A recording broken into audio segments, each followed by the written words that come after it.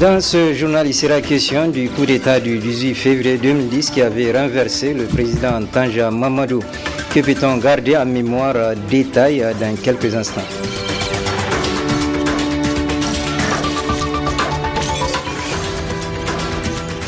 Dans cette édition, nous parlerons de la formation que les formateurs de la gendarmerie sont en train de suivre en prélude au sommet de l'Union africaine qui se déroulera dans le courant de cette année dans notre pays. Mesdames, Messieurs, bonsoir. Bienvenue dans cette édition d'information. Ce jour 18 février 2019, cela fait 9 ans que les militaires, avec à leur tête le chef d'escadron Salou Djibo, avaient perpétré le coup d'État du 18 février 2010.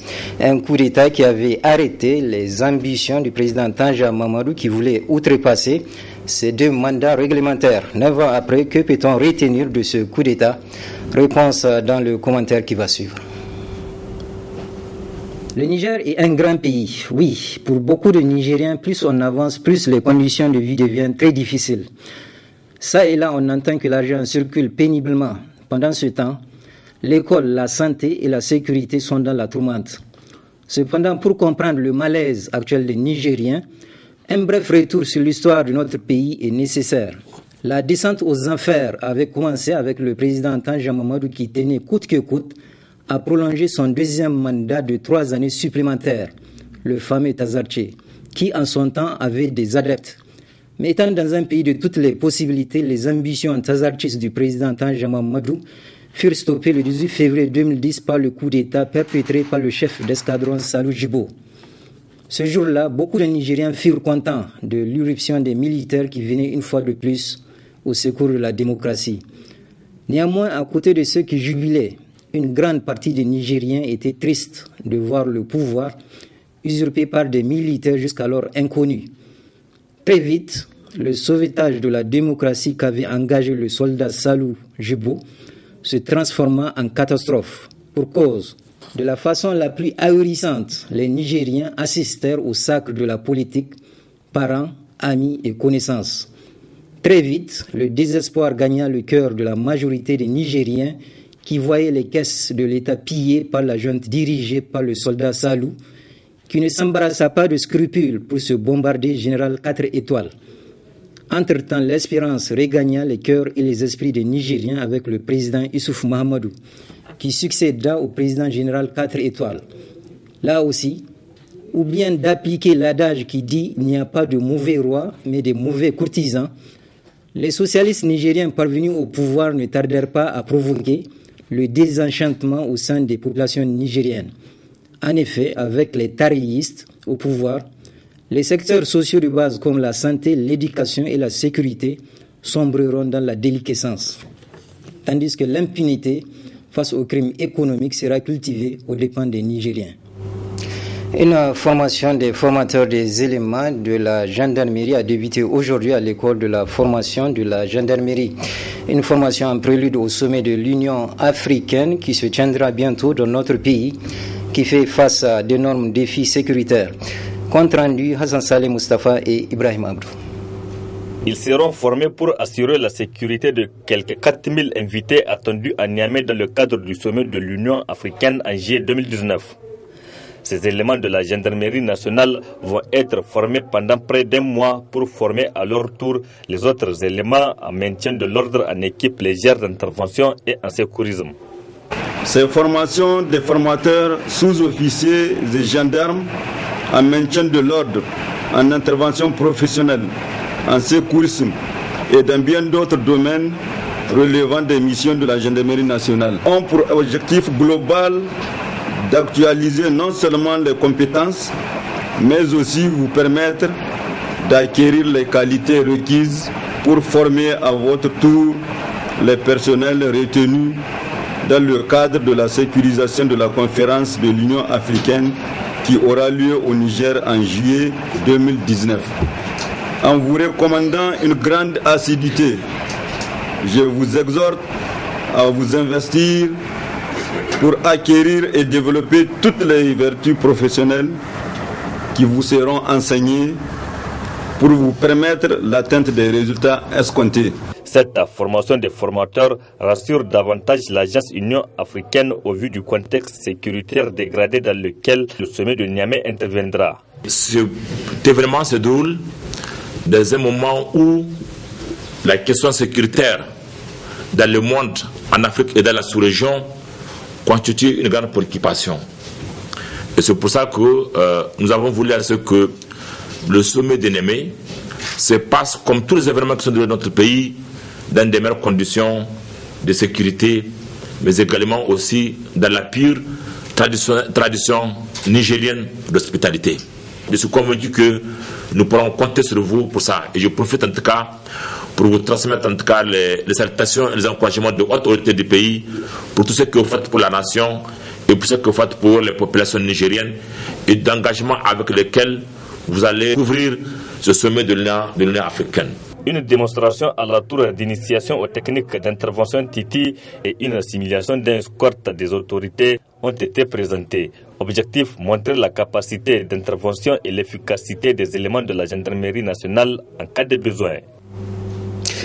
À l'issue du dernier conseil des ministres, il a été examiné, adopté un projet de décret portant création de l'Agence nationale d'assurance qualité de l'enseignement supérieur, ANAQ-Sup.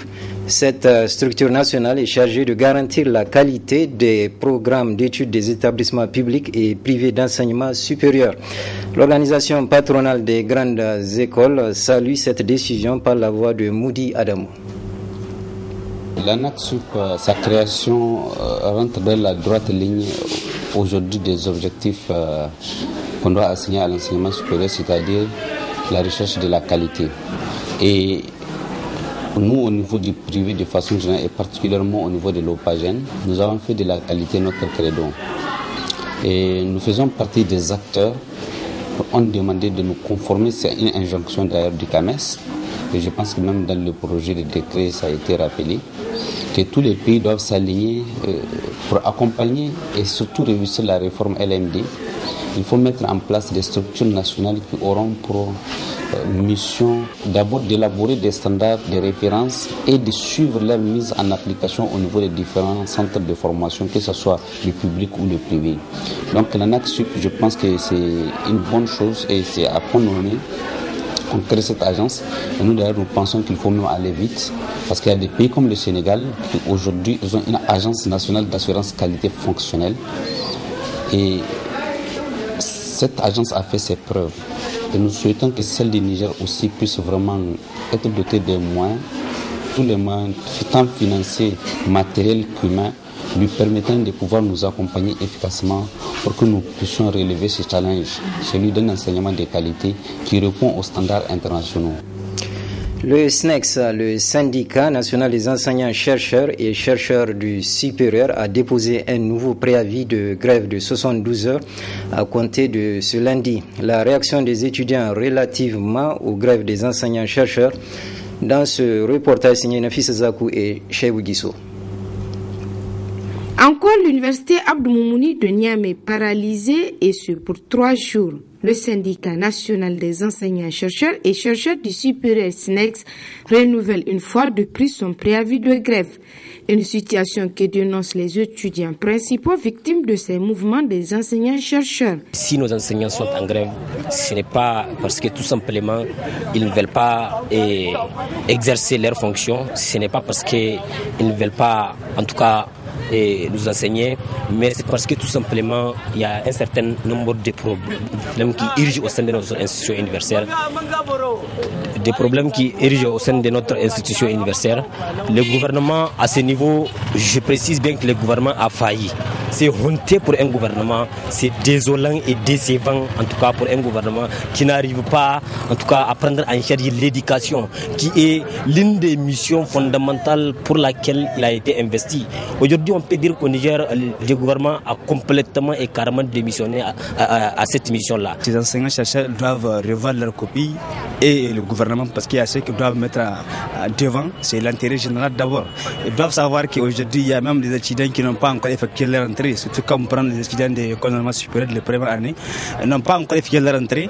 Et maintenant, si eux, ils vont se lancer de la logique de voler de la grève, nous allons tout de suite et maintenant voir que l'année est en train de tirer à sa fin. Aujourd'hui, avec cette grève, il y a beaucoup de gens qui n'ont pas effectué leur rentrée au niveau de l'ENS. Et il y a ceux qui ne vont pas finir leur année. Il y a l'année dernière qui n'est pas encore achevée aussi. Dans certaines personnes, c'est pas encore achevé. Et nous ne savons pas si vraiment cette année va finir, s'il n'y a pas consensus entre le gouvernement et le syndicat des enseignants-chercheurs. Pour mettre fin à ces perturbations au niveau de l'enseignement supérieur, les étudiants lancent ces cris de cœur.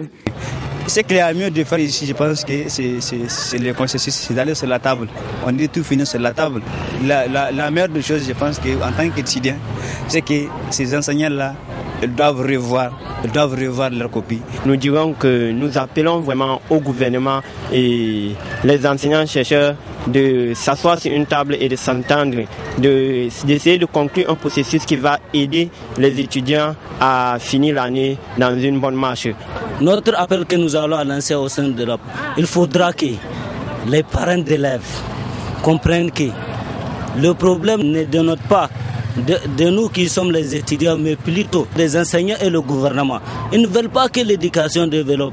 Il faut que les parents prennent leurs responsabilités pour pouvoir éclaircir rapidement, afin que le mot d'ordre soit aboli.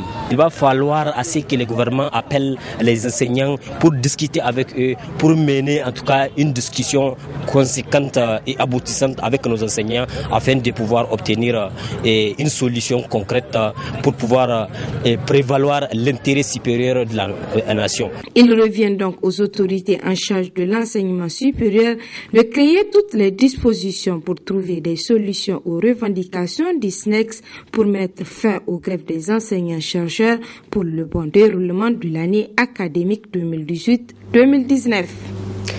La situation de l'Institut africain de l'informatique est préoccupante. Après plusieurs mois d'attente, étudiants et formateurs de cet institut n'ont toujours pas effectué la rentrée académique. Mariam Christine Barmou et Sadoumi pour le compte-rendu. Les étudiants nigériens de l'Institut africain de l'informatique IAI attendent toujours la convocation pour la rentrée académique 2018-2019.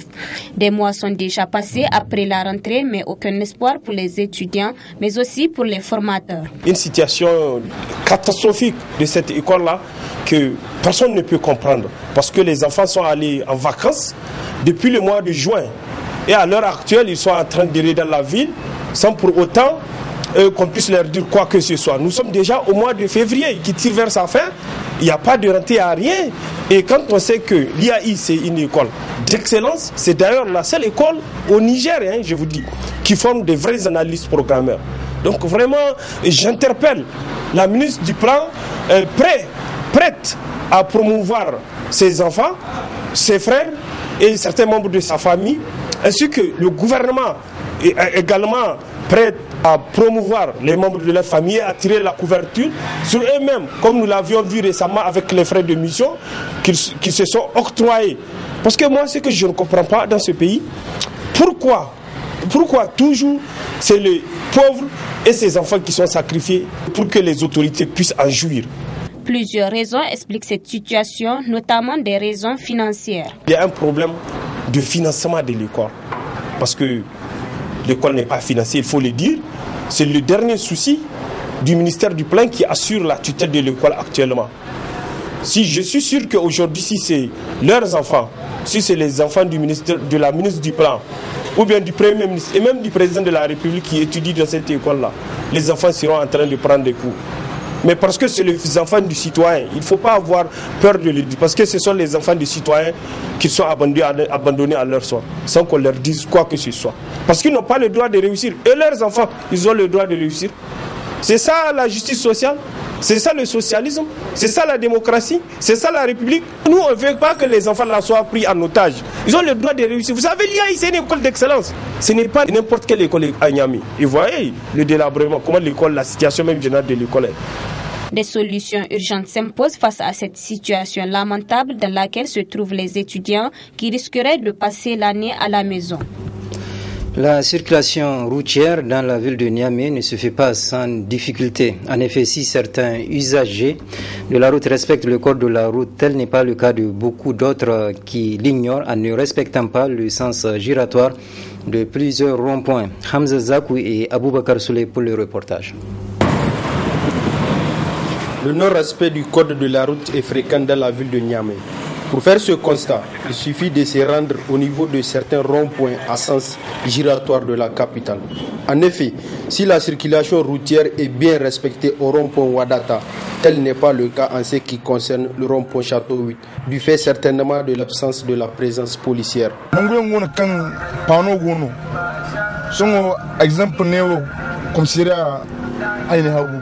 Il y a des endroits où il y a des panneaux, par exemple au niveau du commissariat Haïné Habou.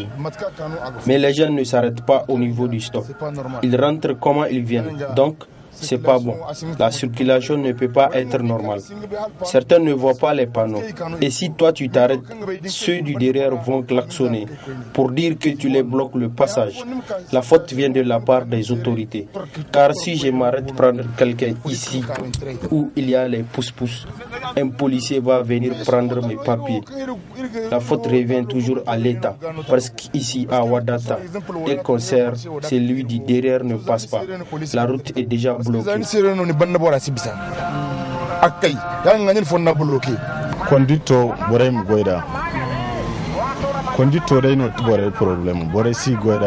Nous voulons que les gens respectent la conduite. C'est ça notre problème. Puis, il y a la négligence. Moi, je me demande même comment se fait-il que l'État donne des permis de conduire à des gens. C'est pas la faute des pousse-pousse. Tu vas voir aussi des boss qui garent sur la route et on ne peut rien dire. Mais le plus souvent, les gens ne respectent pas leur code de conduite, qu'ils soient taximan, personnel. Tout le monde est fautif et j'appelle les gens à respecter les leçons du code routier.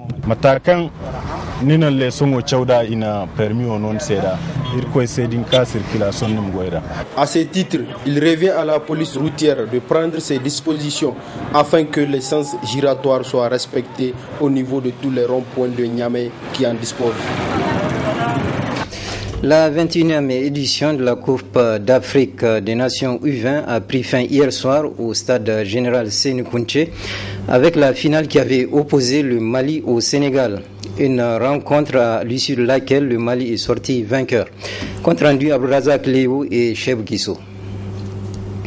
Les Aiglons du Mali, au bout du suspense, viennent d'être champions d'Afrique des moins de 20 ans. Après avoir mené 1-0, le Mali s'est fait rejoindre par le Sénégal, qui était pourtant annoncé favori. 1 but partout à l'issue du temps réglementaire et de la prolongation. C'est au tir au but que le Mali s'est imposé, 3-2. Le football, c'est comme ça. La tendance a été renversée, quoi. Comme si vous voyez, au match, le premier match, le Sénégal qui recevait. Le Sénégal a gagné ses 4 matchs. Nous, on a perdu notre premier match. Et nous aussi, on a gagné les 4 derniers matchs. Donc, c'est nous qui recevons également. Donc, la tendance à renverser seulement. Sinon, les deux équipes se valent. C'est la chance qui fait la différence. C'est tout. Le Sénégal s'incline ainsi pour la 3e finale de suite après 2015 et 2017. Les deux équipes se sont données à fond. Chacun, en tout cas, a donné tout ce qu'il avait sur le terrain. Maintenant, on savait que c'est une finale, c'est jamais facile. Il fallait être costaud dans la tête. Nous, comme je l'ai dit aux garçons, c'était la première fois durant ce tournoi qu'on a été mené au score. Je pense que beaucoup de gens se posaient cette question. Comment allait réagir le Sénégal le jour où ils seront menés au score? Tout le monde l'a vu. On a montré beaucoup de personnalité et de caractère. C'est ce que je demande à mes joueurs. Je suis content d'eux, je suis fier d'eux. Ils ont bien représenté le Sénégal. Comme quoi pour le Sénégal, c'est jamais 2 sans 3, malgré une domination jusqu'à la fin de la prolongation. C'est une victoire méritée au vu du parcours effectué par cette équipe qui avait commencé par un faux pas. Pouvoir se relever déjà vers la phase de groupe, se rattraper vers la suite, c'est déjà exceptionnel. Et lorsqu'on regarde ce qu'ils ont pu faire lors de la demi-finale, encore une séance de tir au but, on peut dire que c'est une victoire méritée pour ces jeunes Maliens. Les Lionceaux se consolent avec des trophées de meilleurs joueurs décernés au défenseur Moussa Ndiaye, de meilleurs buteurs avec Amadou Dia Ndiaye 3 buts et du titre Fair Play. Les 4 premières équipes de cette Coupe d'Afrique, le Mali, le Sénégal, l'Afrique du Sud et le Nigeria, vont représenter l'Afrique à la Coupe du Monde des moins de 20 ans en Pologne du 23 mai au 15 juin 2019. Une assemblée générale élective s'est déroulée hier dans la salle de conférence du SNAD. Au terme de cette assemblée générale, Issoufou Idrissa a été élu président du Sahel Sporting Club, retrouvant encore Abdrazak Leyo et Halidou Brema pour le compte-rendu. Le Sahel Sporting Club a désormais un nouveau président. Issoufou Idrissa Di Denis, c'est de lui qu'il s'agit. C'est ce qui est sorti à l'issue de l'AG élective tenue le dimanche 17 février 2019, après la démission du Nuro. Je remercie le président Dansossou pour tout ce qu'il a fait pour le Sahel.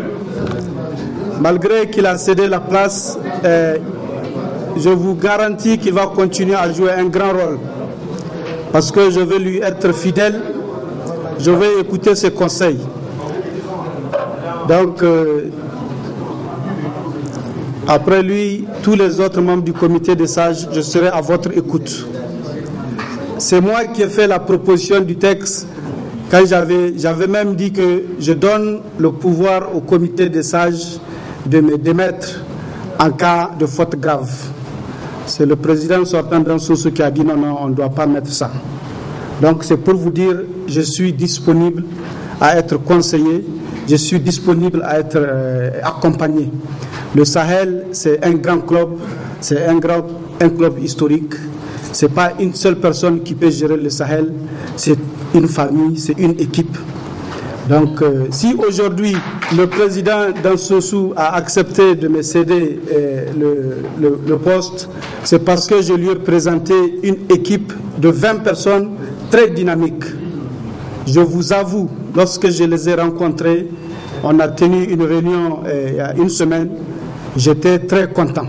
Je rassure la famille sahélienne qu'on n'a pas seulement élu Denis président, on a élu une équipe très dynamique qui va prendre le relais. Le président sortant Dansossou a appelé à l'union autour du club et qu'un changement s'impose. Le mandat 2015-2018 a été particulier, comme l'ont été les précédents. Mais je dois vous dire que tous ont le même dénominateur, à savoir votre fidélité, votre fierté et le don du Sahélien. En tant que dirigeant, je ne peux que m'en réjouir et tirer un sentiment légitime de satisfaction. C'est ce caractère qui fait de notre association une institution au niveau national. Depuis 1974 et même bien avant, depuis le secteur 7, le Sahel Sporting Club demeure ce club soudé, ce modèle social de référence ancré dans ses valeurs de fraternité et de cohésion. Issoufou Idrissa Di Denis, désormais président du Sahel Sporting Club, le reste des membres du nouveau président, le reste des membres du nouveau bureau sera connu dans un futur proche. Ce journal est à présent terminé. Merci de l'avoir suivi et je vous souhaite de passer une excellente soirée.